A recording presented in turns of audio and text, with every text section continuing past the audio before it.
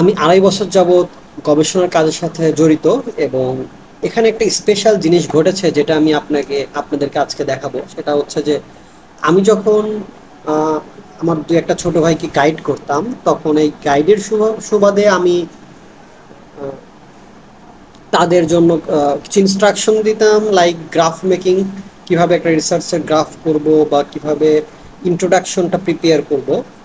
So এটা আমি ইউটিউবে আপলোড করছিলাম।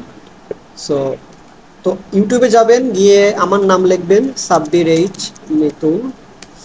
এটা লিখলে ইউটিউবে যে চ্যানেলটা আমার আসবে, সেখানে গিয়ে আমি যেহেতু বিভিন্ন সাইডে কাজ করছি, বিভিন্ন টাইপের ভিডিও দিচ্ছি, সো আমি বলবো প্লে লিস্টে যাবেন। এই প্লে লিস্টে যাওয়ার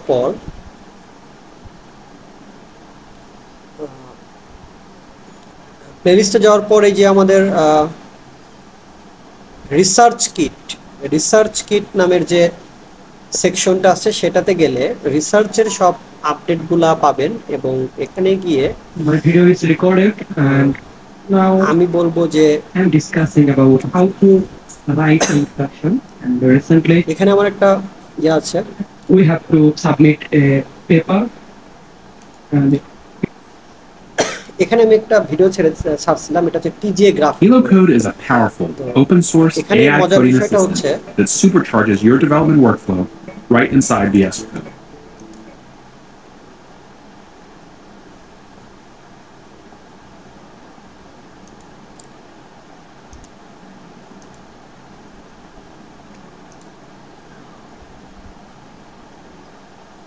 তো এখানে আমি হচ্ছে টিজি এর উপরে একটি ভিডিও বানিয়েছিলাম। তো এখানে মজার বিষয় হচ্ছে এই ভিডিওটা দীর্ঘ ২ বছর হওয়ার পরে আমাকে লন্ডন থেকে এক ভাই নক দিছে যে তার হেল্প লাগবে, এবং একই সাথে চীন থেকে আমাকে আর একজন একটু প্রশংসা করছিল যে এটা নাকি তার দেখে অনেক ভালো হয়েছে। তো অ্যাকচুয়ালি আমার এটাই অনেক ভালো লাগছে যে আমার ভিডিওগুলো দেখে কেউ না কেউ উপকৃত হয়েছে। তো যাই হোক, এরকম আরো কিছু ভিডিও সামনের দিকে আসবে, আশা করি আমরা শিখতে পারবো। তো আজকের ভিডিওটা চলেন আমরা দেখি